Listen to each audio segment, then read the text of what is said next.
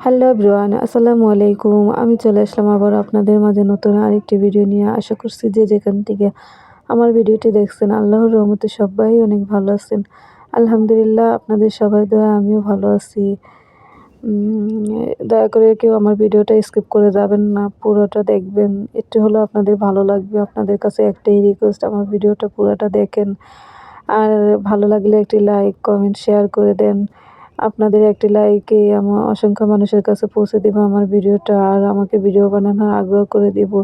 তো সকালে নাস্তা বানিয়ে খাওয়া-দাওয়া শেষ করে তারপর দুপুরে রান্নায় চলে আসলাম। আজ রান্না করেছি মাটির চুলায়, আমার জায়ের চুলায়।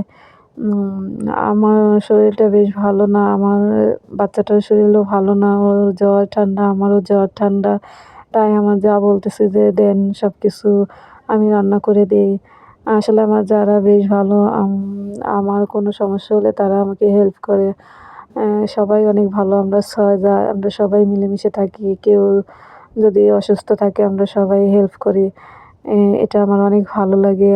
আমরা কখনো আছে না যে যা মুখ কালাকালি হয়, এই হয়, সেই হয়, আমরা সবসময় মিলেমিশে থাকি, একসাথে থাকি। আমার এই জিনিসটা অনেক ভালো লাগে। তো দোয়া করবেন সবাই যেন আমরা সবসময় এভাবে থাকতে পারি, একে অপরের পাশে। আর আমার জন্য দোয়া করবেন, আমার বাচ্চার জন্য দোয়া করবেন, আমরা যেন তাড়াতাড়ি সুস্থ হয়ে যাই। আবারও বলছি, যারা ইউটিউব থেকে দেখবেন তারা আমার চ্যানেলটাকে সাবস্ক্রাইব করে আপনাদের সাথে থাকার একটু সুযোগ করে দিবেন। আর যারা ফেসবুকে দেখেন অবশ্যই আমার পেজটা ফলো করবেন। ফলো করে আমার পাশে থাকবেন। অনেক স্বপ্ন নিয়ে এখানে আসছি। জানি না এই স্বপ্ন পূরণ হবে না কি না। এই পেজ খুলে আসলে অনেক টেনশনে আছি। ডিপ্রেশনের মধ্যে আছি। ভাবছি মনে হয় পেজ খুলে অনেক আনন্দিত হব। কিন্তু দেখা যাচ্ছে কি পেজ খুলে বেশ টেনশনে আছি সারাক্ষণ। আ মনে হয় কি আল্লাহ, এত কষ্ট করতেছি। যারা ভিডিও বানান তারা তো জানেন যে কতটা কষ্ট হয় ভিডিও বানাতে। ৩ টা বাচ্চা নিয়ে সংসার সামলিয়ে তারপর ভিডিও বানাই। এরপরে ভিডিও আপলোড করা কতটা কষ্ট, যারা করেন তারা বোঝেন।